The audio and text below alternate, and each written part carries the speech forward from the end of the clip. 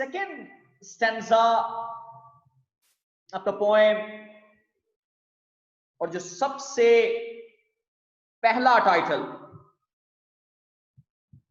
उसने अपने आप को दिया है, she said to herself God's Linus। कि वो क्या है? she is God's Linus। हत्ता कि जो प्रीवियस स्टैंजा है ये क्या कह रहा है कि aerial has covered a long distance, या it used to cover, ये किया करता था, and it used to become substanceless blue, और ये एक लंबा फासला जो है वो तय करता था। लेकिन आगे जो लाइन है, that when she calls herself God's Linus, how one we grow, pivot of heels and knees, the furrow। यहां पर जो ह्यूमन रिप्रोडक्शन का जो प्रोसेस है वो ज्यादा वैलिडेट होता हुआ नजर आएगा कि she has considered herself God's Linus, she has considered herself as a very sacred woman at a time। क्यों sacred तस्वर कर चुकी है? इस वजह से कि because she was keeping a child in her womb। How one we grow, pivot of heels and knees, कि हम किस तरह से one we grow between the joints of the body, कि जो इंसान की जो परवरिश है वो कहां से उसका आगाज होता है? between the joints of the body, pivot of heels and knees, in the center of heels and knees। तो जब वो रिप्रोडक्शन के प्रोसेस से गुजरती है, she calls herself God's Linus।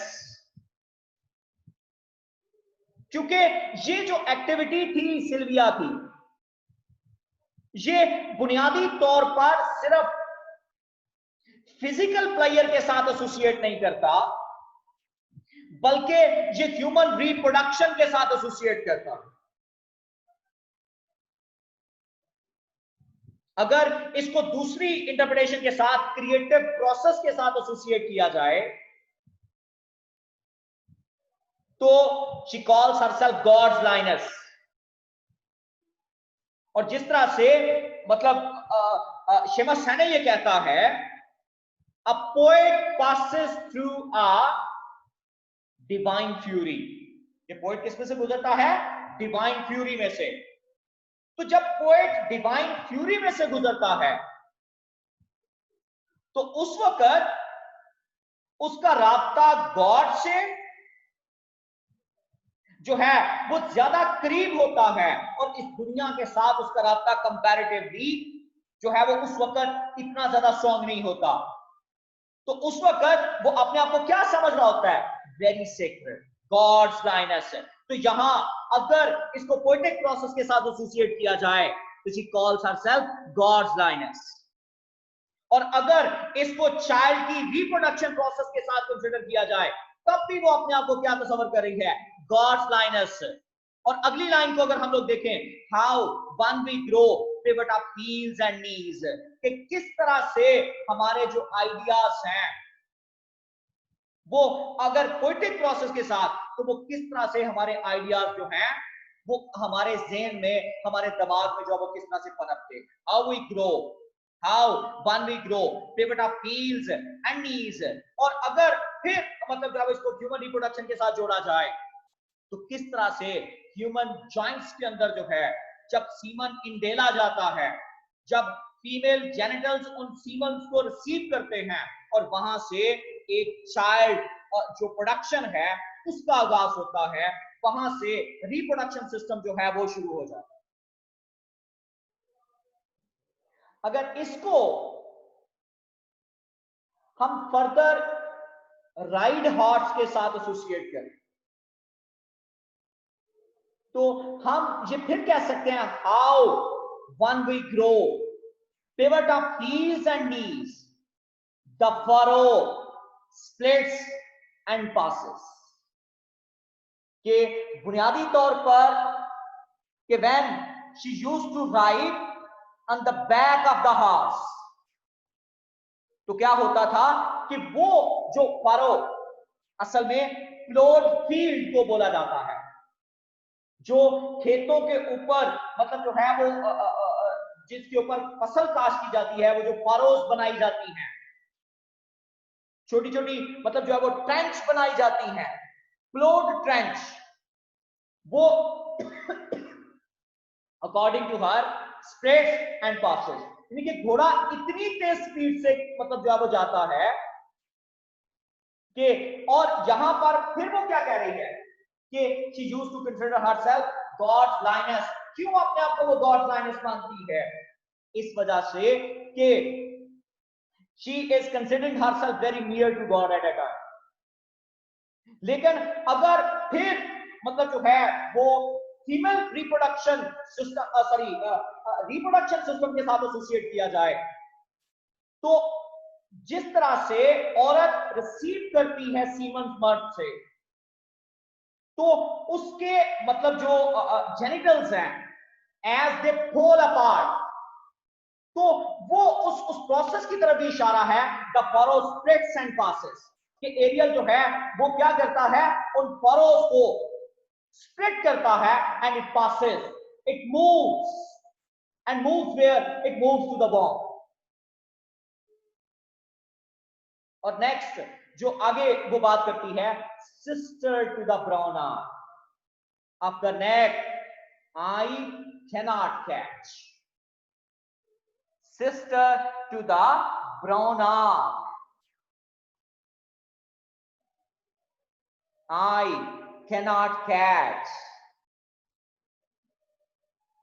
तो ये जो फरो है, अगर इसको हम एसोसिएट कर रहे हैं हॉर्स राइड के साथ, तो वो जो फरो है, वो जो खेत है, वो इस तेजी के साथ गुजरता है कि जैसे एक ब्राउन आर्क एक कर्व गुजरती है, arc up the neck I can not catch, और मैं मतलब जो है वो इस तेजी के साथ कि जब वो स्प्लिट भागा करती थी, सॉरी भगाया करती थी घोड़े को, तो घोड़सवारी का ये असूल है कि जब आप घोड़े को सरपिट चढ़ाते हैं, गैलपिंग करवाते हैं, तो उस वक्त आप हवा के सामने तन के नहीं बैठते।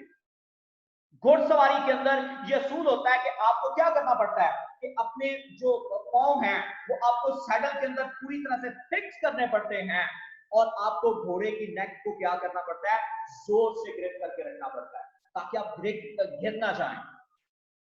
और उस वक्त क्या फील करती है, अब the neck I can not catch it, यानी कि इतनी तेज स्पीड है कि she is unable to catch the neck of the horse, कि वो घोड़े की नेक को पकड़ नहीं पा रही, इतना तेज भाग रहा है।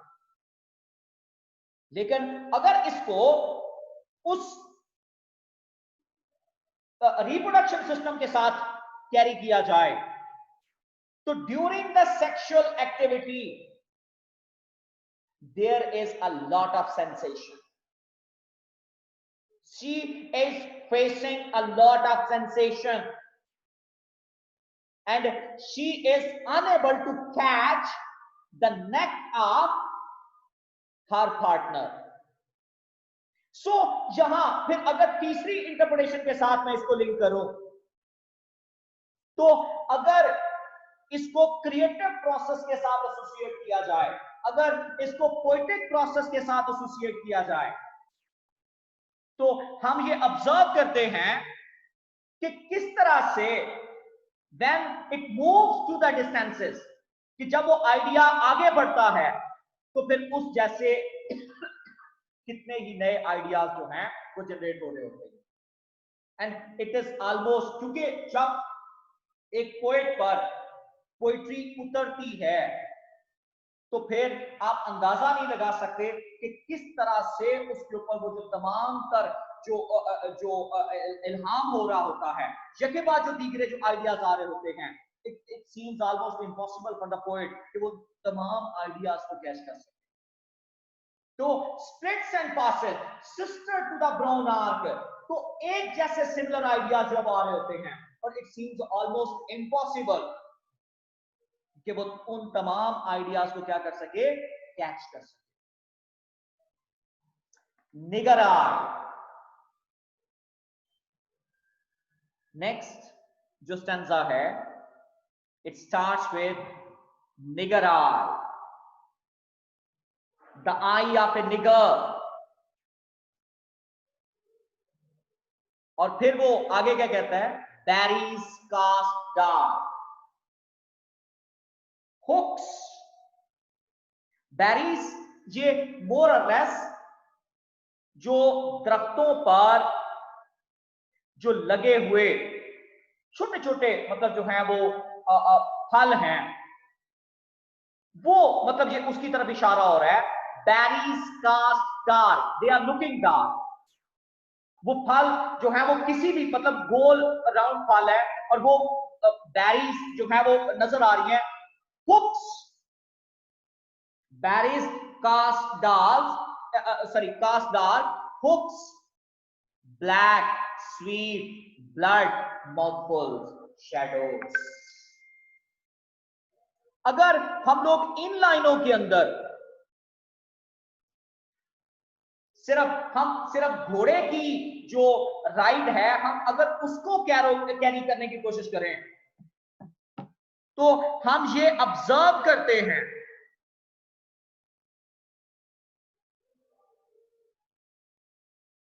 हम ये मतलब जो है वो इस हवाले से कि किस तरह से घोड़ा अब आर्क में से, फरोज में से गुजरकर अब कहां से मतलब जो है वो हिट कर रहा है, कि अब वो उस रीजन में जा रहा है जहां पर क्या है, there are many trees of berries. Nigger eyes berries cast down, तो just like a nigger eye, जो बैरीज हैं जो दरख्तों से मतलब लटकी हुई हैं, they are looking very dark, और घोड़े पर स्प्लिट भागते हुए when those berries are hitting to the horse and the rider, so they are just like pinching hooks जैसे कोई पिंच करती है नेल्स की तरह। तो ऐसे है जैसे क्या हो चुका है, black sweet blood mouthful shadows. ऐसे लगता है कि जैसे जो उन बेरीज का जो जूस है, black sweet blood mouthful shadow के जैसे जो एक काले रंग का या मतलब जो जूस है, वो पूरी तरह से मतलब जो है वो घोड़े को और जो राइडर है उसको रंग चुका है, कि berries they are looking just like nigger eye, और when they are hitting to the horse, when they were you can say hitting to the poetess, when they were hitting to the you can say जो rider है जब उसको hit कर रहे हैं, तो ऐसे लग रहा है कि जैसे ब्लैक स्वीट ब्लड जो उनका जूस है, दोनों ने माउथ फुल मतलब बैरीज को एंजॉय किया। क्या घोड़े पर बैठ के वो मतलब उसको एंजॉय कर सकते थे? No, berries were just hitting the horse and the rider, but it was reflecting. ये ऐसे लग रहा था कि जैसे ये जी भर के बैरीज खा गया। लेकिन अगर इसको सेक्सुअल इंटरप्रिटेशन के साथ लेकर जाएं, तो हम ये कहने में बिल्कुल हक बजानब हैं कि there were plenty of colors when she was passing through that ecstasy, sexual ecstasy में से जब वो गुजर रही थी, तो there were plenty of colors on her face, not only on her face, or those colors were the colors of player due to that sexual intercourse. Or nigger eye, berries cast dark, hooks, black sweet blood mouth pulls shadows. और ऐसे ये बिल्कुल मतलब उन colour के reflection से जो उनके मतलब चेहरों पर आ जा रहे थे कि ऐसे लग रहा था कि जैसे जो है वो मुख्तलिफ मतलब जो वो अभी जंगल में से बैरीज को हिट करके आए हैं, क्योंकि there were 20 of other colours as well, and the colours were of the physical player. और अगर इसको हम लोग पोएटिक क्रिएटिव प्रोसेस के साथ एसोसिएट करें तो वो क्या कहती है, nigger eye, berries cast dark. उसको जो डिफरेंट आइडियाज हैं they are looking just like berries, लेकिन जब वो उन बैरीज को एक्सप्लोर करती है तो इट सीम्स कि जैसे उसकी जो पॉइंट है it is you can say full with, it is full with you can say new colours. उसमें नए नए कलर जो है वो ऐसे लगता है कि जैसे एक नई जो है वो सूरत हाल जो है वो दिखाई दे रही है. तो निगर आई क्यों, क्योंकि जो पोएटिक प्रोसेस है उसमें जब आप नई से नई इमेजेस जो वो लेकर आते हैं तो आपको हर इमेज जो है वो आपकी पोइट्री को एक यूनिक टच देती हुई दिखाई देती. तो इसमें भी हमें ये तीनों मतलब जो कलर्स हैं वो हमें इन दोनों स्टैंजास के अंदर जो है वो हमें नजर आते हैं. Next she says something else. फिर वो कहती है कि ऐसे लगता है कि जैसे ये बैरीज नहीं, this is something else. Hauls me through air, thighs, hair flax from my heels. वो आगे जो बात करती है कि उसे लगता है कि ये शायद कुछ और है. hauls me, it you can say catch me, it you can say it is carrying me, something else hauls me through air. ये शायद उसे लगता है कि ये शायद घोड़ा नहीं कोई और चीज है जो उसको कैरी करके लेके जा रही है. और किसके लिए, थ्रू एयर. घोड़ा इतनी तेजी से भाग रहा है कि ऐसे लग रहा है कि जैसे इस स्पीड के साथ भाग रहा है कि वो हवा के साथ जैसे लग रहा है कि जैसे वो हवा में तैरती हुई जा रही है. और आगे वो फिर बात करती है thighs, hair flax from my heels.